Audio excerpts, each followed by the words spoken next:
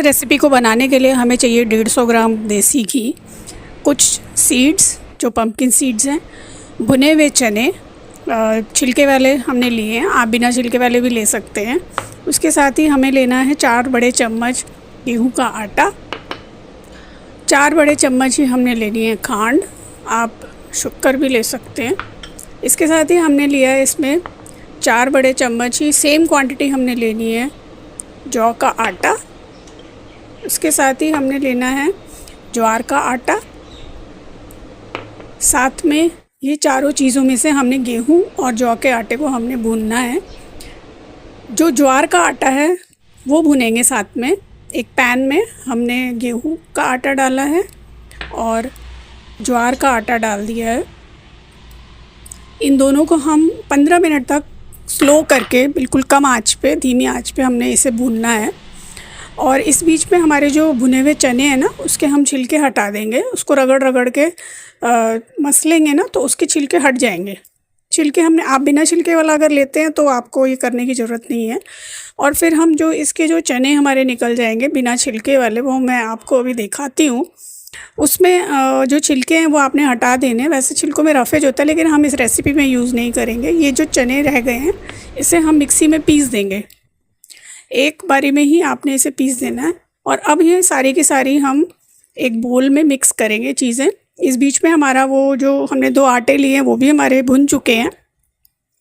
ये हमारी गर्मी के लिए एक रेसिपी बना रहे हैं हम, जो हेल्दी रेसिपी है, मल्टीग्रेन रेसिपी है। ये बोल लेंगे। बोल में हमने सबसे पहले जो हमारे भुने हुए चने का आटा है वो डालेंगे, जो हमने पीस दिया है। इसके बाद हम इसमें जो इक्वल क्वांटिटी में खांड ली है वो डालेंगे। आप इसकी क्वांटिटी बढ़ा भी सकते हैं अगर आपको ज़्यादा मीठा पसंद है तो। इसके बाद हम इसके अंदर जो हमने दोनों आटे भुने हैं वो डाल देंगे। साथ में हमने इसके बाद भुना हुआ जौ का सत्तू डालना है, वो भी हमने 4 बड़े चम्मच लिया है। ये भुना बनाया बाज़ार में मिलता है। अगर आपने सिंपल वाला लिया तो आप इसे भून दीजिए, रोस्ट कर दीजिए।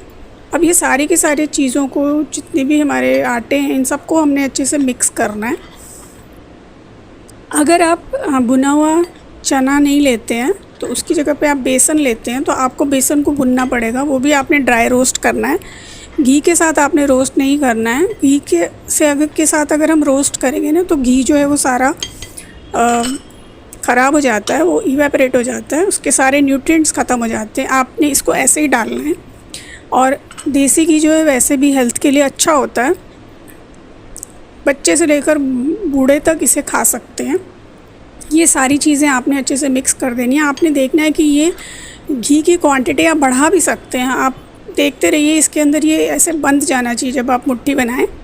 अभी इसमें घी कम है, आप इसमें और डाल सकते हैं। एक रफली एस्टिमेट ये होता है कि अगर आपने 500 ग्राम्स ये सारे आटा मिक्स करके लिया है, आप मेजर कर लीजिए, तो आप में 150 से 200 के बीच आपका घी यूज़ होता है।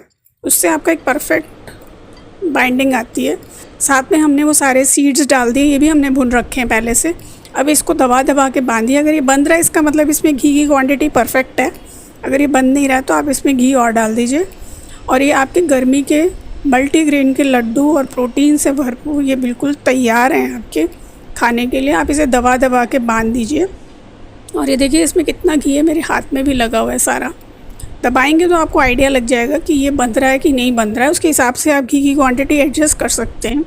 और ये आपके मल्टीग्रेन के लड्डू रेडी हैं। इसे आप इंजॉय करिए, बनाइए और खाइए और मुझे बताइए कमेंट करके कि ये आपको कैसे लगे। ये आपके काफ़ी दिन तक चलते हैं। इसको आप स्टोर करके रख लीजिए और पूरी गर्मियाँ इंजॉय करिए। सर्दी में आप इसके अंदर जौ का आटा या ज्वार नहीं डालते हैं, इसकी जगह पे आप दूसरा आटा यूज़ करते हैं। वो सर्दी आएगी तब मैं आपको वो बताऊँगी। ये आप गर्मियों में खा सकते हैं और ये बहुत ही टेस्टी बनते हैं। आप इसे स्टोर करिए और इन्जॉय करिए। Thank you for watching.